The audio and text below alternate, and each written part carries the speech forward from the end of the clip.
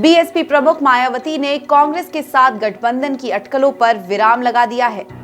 लंबे समय से कयासबाजी चल रही थी कि क्या बीएसपी लोकसभा चुनाव में कांग्रेस के साथ गठबंधन करने वाली है। कांग्रेस का हालांकि समाजवादी पार्टी के साथ गठबंधन हो चुका है, लेकिन कांग्रेस की मायावती के साथ गठबंधन की बातें थमने का नाम नहीं ले रही हैं।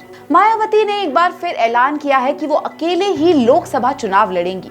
वे अकेले चुनाव लड़ने के फैसले पर अटल है। मायावती ने सोशल मीडिया प्लेटफॉर्म एक्स पर पोस्ट कर कहा, बीएसपी देश में लोकसभा का आम चुनाव अकेले अपने बलबूते पर पूरी तैयारी और दमदारी के साथ लड़ रही है। ऐसे में चुनावी गठबंधन या तीसरा मोर्चा बनाने की अफवाह फैलाना फेक न्यूज है। मीडिया ऐसी शरारतपूर्ण खबरें देकर अपनी विश्वसनीयता ना खोएं। लोग भी सावधान रहें। मायावती कह रही है कि यूपी में बीएसपी की काफी मजबूती के साथ अकेले चुनाव लड़ने के कारण विरोधी लोग काफी बेचैन हैं। इसलिए आए दिन किस्म किस्म की अफवाहें फैलाकर लोगों को गुमराह करने का प्रयास किया जाता है। 2019 के लोकसभा चुनाव में बीएसपी ने समाजवादी पार्टी के साथ गठबंधन किया था और बीजेपी का विजय रथ रोकने की कोशिश की थी। 2019 के लोकसभा चुनाव में बीएसपी को यूपी में 10 लोकसभा सीटों पर जीत हासिल हुई थी, जबकि समाजवादी पार्टी सिर्फ 5 सीटें जीत सकी थी। मगर वर्तमान हालात ये हैं कि बीएसपी के 10 में से करीब आधे सांसद हाथी को छोड़कर दूसरी पार्टियों में जा चुके हैं। पिछले हफ्ते ही अंबेडकर नगर से बहुजन समाज पार्टी के लोकसभा सांसद रितेश पांडे ने बीएसपी से इस्तीफा देकर बीजेपी का दामन थाम लिया था। पाला बदलकर रितेश पांडे बेहद उत्साहित भी हैं।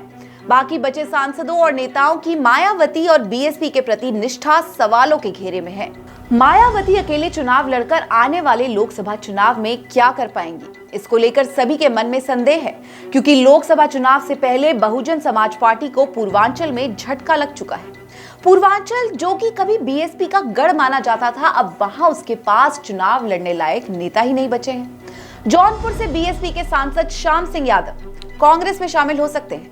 इसके संकेत आगरा में राहुल गांधी की भारत जोड़ो न्याय यात्रा में उनकी मौजूदगी से मिलते हैं। तो वहीं अमरोहा के बीएसपी के सांसद कुंवर दानिश अली बीएसपी छोड़कर पाला बदल चुके हैं। गाजीपुर के बीएसपी सांसद अफजाल अंसारी को इस बार समाजवादी पार्टी ने लोकसभा चुनाव के लिए गाजीपुर से अपना उम्मीदवार घोषित किया है, तो उनका भी अब बीएसपी से कोई लेना देना दूर दूर तक नहीं है। वहीं बिजनौर से बीएसपी के सांसद मलुक नागर के आरएलडी में शामिल होने के कयास लगाए जा रहे हैं। यूपी की 3 बार मुख्यमंत्री रह चुकी मायावती जिस दलित वोट बैंक पर अपना अधिकार समझती थी, उस दलित वोट बैंक का बड़ा हिस्सा बीजेपी के साथ जा चुका है।